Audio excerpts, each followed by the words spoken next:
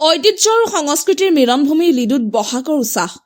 জুবিন গাৰ্গৰ নামত উৎসৰ্গা ৬১ সংখ্যক কেন্দ্ৰীয় ৰঙালী বিহুৰ মঞ্চ। বসন্তৰ আগমনে ধৰিত্ৰীক সজাই তোলাৰ লগে লগে এতিয়া ৰাজ্যৰ চুকে কোণে বিহুৰ ব্যাপক উৎসাহ। ব্যতিক্ৰম নহয় ঐতিহাসিক এছিয়াৰ ক্ষুদ্ৰ উদ্যোগ চহৰ লিডু। লিডু কেন্দ্ৰীয় ৰংগমঞ্চৰ বাকৰিত এতিয়া বিৰাজ কৰিছে এক উৎসৱমুখৰ পৰিৱেশে। ২১ আৰু ২২ বহাগ অৰ্থাৎ ৫ আৰু ৬ মেত অতি জাকজমকতাৰে আয়োজন কৰা হৈছে ৬১ সংখ্যক লিডু কেন্দ্ৰীয় ৰঙালী বিহু উৎসৱ। ১৯৪৮ চকৰ এই বহাগী উৎসৱক লৈ এতিয়া লিডুত বিৰাজ কৰিছে এক অপূৰ্ব উলহ মালহ পৰিৱেশ। দুদিনীয়া বৰ্ণাঢ্য কাৰ্যসূচীৰে উদযাপিত এই মহোৎসৱৰ আজি প্ৰথম দিনা পুৱা পতাকা উত্তোলন আৰু স্মৃতি তৰ্পণৰ লগতে এক বিশেষ কাৰ্যসূচী ৰূপায়ণ কৰা হয়। এইবাৰৰ বিহু মঞ্চখনি জনপ্ৰিয় শিল্পী ঈশ্বৰ পুত্ৰ জুবিন গাৰ্গৰ নামত উৎসৰ্গা কৰা হৈছে। আজি পুৱা পতাকা উত্তোলন, স্মৃতি তৰ্পণ আৰু শিল্পী জুবিন গাৰ্গৰ প্ৰতি শ্ৰদ্ধাঞ্জলি জ্ঞাপন কৰি অনুষ্ঠানৰ শুভাৰম্ভ কৰা হয়। উদ্যোক্তা সমিতিয়ে জনোৱা অনুসৰি আজি আবেলিলৈ বিভিন্ন পৰ্যায়ৰ প্ৰতিযোগিতা অনুষ্ঠিত হ'ব। আনহাতে কাইলৈ অৰ্থাৎ সামৰণি দিনা চেমনীয়া বিহু, হুঁচৰি, গাভৰু বিহু, জেঠাই বিহু আৰু বৰ্ণিল কৃষ্টি প্ৰদৰ্শনেৰে মুখৰিত হ'ব লিডুৰ আকাশ বতাহ। আমন্ত্ৰিত শিল্পী কৰুণজ্যোতি গগৈ আৰু নাহৰমণি গোহাঁইৰ গীতৰ শৰাই ৬১ সংখ্যক ৰঙালী বিহু উৎসৱৰ সামৰণি পৰিব। অসমীয়া হিয়াৰ আমঠু ৰঙালী বিহুৰ এই সুবাসে এতিয়া একতাৰ দোলেৰে বান্ধি পেলাইছে সমগ্ৰ লিডুবাসী। মাৰ্ঘেৰিটাৰ পৰা মৃদু বৰুৱা ৰিপৰ্ট, এই খবৰ ডিজিটেল। আজি ৬১ বছৰ ধৰি লিডু কেন্দ্ৰীয়ভাৱে এই বিহু সম্পন্ন কৰা হৈছে আৰু যোৱা ৩০টা বছৰ মই ব্যক্তিগতভাৱে অনুষ্ঠানটোৰ লগত জড়িত হৈ আছো, উপভোগ কৰিছো। আৰু আমাৰ মাননীয় মোৰ বন্ধুবৰ জগত চাংমাইদেৱে অনুষ্ঠানটোৰ লগত জড়িত হৈ আছে। অশোক আগৰৱালাদেৱে ভাতৃ মহন্ত তেওঁ এই অনুষ্ঠানটোৰ লগত জড়িত হৈ আছে। আজি সকলোৱে মিলি আমি অনুষ্ঠানটো পাতিছো। এইবাৰ অৱশ্যে এটা বিশেষ ইয়াৰ এটা আছে, আমি আমাৰ যিটো দায়িত্বভাৰ সেইটো আমি নৱপ্ৰজন্মৰ ওপৰত এৰি দিছো। কাৰণ আমাৰ অনুষ্ঠানটোৰ লগত সদায় ৰাণাজ্যোতি নেওগ জড়িত হৈ থাকে। এইবাৰ ৰাণাজ্যোতি নেওগে মানে পথৰ পিছফালৰ পৰা তেওঁ সকলোকে দিহা পৰামৰ্শ দি এই অনুষ্ঠানটো আগবঢ়াইছে আৰু নতুন প্ৰজন্মৰ বাবে যে নতুন যুৱক যাতে ওলাই আহি অনুষ্ঠানটো গতানুগতিকভাৱে ৰক্ষা কৰিব পাৰে সেইবাবে আপ্ৰাণ চেষ্টা কৰা হৈছে। খুব ভাল লাগিছে। আজি পুৱাতে পতাকা উত্তোলন কৰিলো, ৰাইজৰ উপস্থিতি আপোনাসকলে লক্ষ্য কৰিছে। তাৰ পাছতে আমি বিহু কৰিলো, তাৰ পিছতে আমাৰ বয়োবৃদ্ধসকলক শ্ৰদ্ধাৰ ব্যক্তিসকলক আমি এখন ফুলাম গামোচাৰে তেওঁলোকক সম্বৰ্ধনা জনালো। তাৰপিছত বিভিন্ন ধৰণৰ আমাৰ জলপানেৰে আমি সকলোকে সেৱা উৎসৰ্গা কৰিলো। গতিকে আজি এতিয়া বিহু হৈ আছে, বিহু হৈ থাকিব। এই অনুষ্ঠানত আপোনালোকৰ যি সহযোগিতা, এই সহযোগিতাই বিহুখনক এক মহিয়ান্তলিকো ধৰিব বুলি মোৰ দৃঢ় বিশ্বাস। আপোনাসকলক ধন্যবাদ জনাইছো। একদম খুব সুন্দৰ কথা এটা কৈছে, কাৰণ লিডু ভাৰতবৰ্ষৰ এখন ক্ষুদ্ৰ সংস্কৰণ।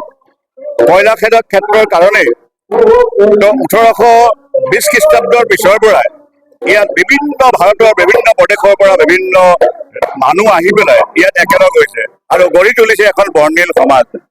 আমি আচলতে লিডুক আমি সকলোবিলাককে আমি নামেহে জানো, তেওঁলোকৰ টাইটেল বিলাক আমি নাজানো। গতিকে আপুনি বুজিব পাৰে যে আমাৰ কোনোবা অসমীয়া বিহুটোৰ এজন সম্পাদক হ'ল কোনোবা নেপালী সম্প্ৰদায়ৰ বা কোনোবা এজন বাঙালী সম্প্ৰদায়ৰ, বা আমি এখন দুৰ্গা পূজা যেতিয়া পাতো তাৰ যিজন সম্পাদক সেই সম্পাদক কোনোবা অসমীয়া সম্পাদক, গণেশ পূজা যেতিয়া পাতো তেলেগু সম্প্ৰদায়ৰ তাৰ কোনোবা এজন সম্পাদক নেপালী সম্প্ৰদায়ৰ। গতিকে ইয়াত আমি আচলতে জাতি কথাটো আমি নাভাবোৱেই, কাৰো মনলৈ বোধহয় এই কথাটো অহা নাই। মই ভাৰতবৰ্ষৰ বিভিন্ন ৰাজ্যত মই গৈছো, চাকৰি ক্ষেত্ৰতো 15 বছৰ মই ভাৰতবৰ্ষৰ বিভিন্ন ৰাজ্যত এই অনুষ্ঠানবিলাকৰ লগত জড়িত হৈ আছো, বিভিন্ন অনুষ্ঠানত। কিন্তু ইয়াৰ নিচিনা মই ভাৰতৰ ক'তোৱেই দেখা নাই। আমি ইয়াত অকল এজন ব্যক্তিক কেৱল নামেহে চিনি পাওঁ, তেওঁ কি জাতি কিনো কথা আমি নাজানো। আৰু সকলোৱে একেলগে হাঁহে হৃদয়ৰ ভাষাৰে, সকলোৱে একেলগে দুখত দুখী হৈ কান্দে, আৰু সেয়ে বোধহয় লিডুৰ ঐতিহ্য। ধন্যবাদ। আমাৰ লিডু কেন্দ্ৰীয় যি ৰঙালী বিহু উৎসৱ ৬১তম, অৰ্থাৎ আজিৰ পৰা ৬১ বছৰ আগৰ আমি ইয়াত সন্ধালনিকৈ ৰঙালী বিহু উৎসৱ উদযাপন কৰি আহিছোঁ। আটাইতকৈ আমাৰ বাবে এক স্মৰণীয় কথা যে এই বছৰটোৱে হ'ল জুবিনবিহীন প্ৰথমটো ৰঙালী বিহু। গতিকে আজি এই অনুষ্ঠানত আমি লিডুৰ সমূহ জাতি বৰ্ণ নিৰ্বিশেষে একত্ৰিত হৈ যি ৰঙালী বিহু উৎসৱ পাতিছোঁ, এই উৎসৱতে আমি পতাকা উত্তোলন, শ্বহীদ স্মৰণ ইত্যাদিৰ লগতে আমি অতি আন্তৰিকতা আমি আমাৰ অসমৰ বুকুৰ আপোন হাৰ্টথ্ৰব জুবিন গাৰ্গক স্মৰণ কৰিছোঁ আৰু তেখেতৰ স্মৰণত আজি আমি এক বিশেষ অনুষ্ঠান আৰম্ভণিতে ইয়াত উদযাপন কৰিলোঁ। তাৰ বাবে আমি এই স্থলীৰ পৰাই আমি শ্ৰদ্ধেয় তথা আমাৰ মাজত বৰ্তমান অনুপস্থিত জুবিন গাৰ্গলৈ আমি শ্ৰদ্ধাঞ্জলি নিবেদন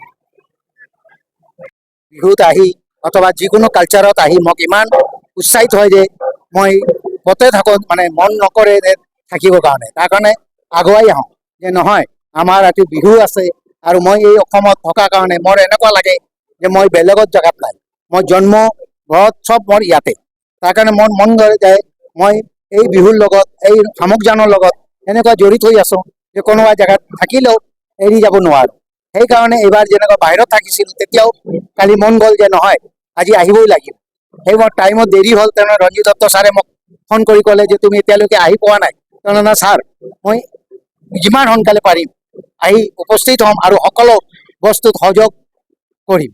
আৰু এনেকুৱা 61তম লিডু ৰংগমঞ্চত মোক আহি এনেকুৱা লাগে যে মই এটা নিজৰ ঘৰত আহি পাইছোঁ আৰু এই বিহুত আহি নিজকে বহুত গৰ্বিত বোধ কৰোঁ। যেনেকুৱা সকলোৱে বেলেগ জেগাতো যাওঁ এনেকুৱা উৎসাহ নাপাওঁ, কিন্তু ইয়াত আহিলে এটা নিজত্ব ভাৱ আহি যায়। এই বুলি মই মিলন তীৰ্থ লিডু আৰু এই লিডুৰ বাকৰিতে কেন্দ্ৰীয় ৰঙালী বিহু উদযাপন কৰা হৈছে, 61তম কেন্দ্ৰীয় ৰঙালী বিহু।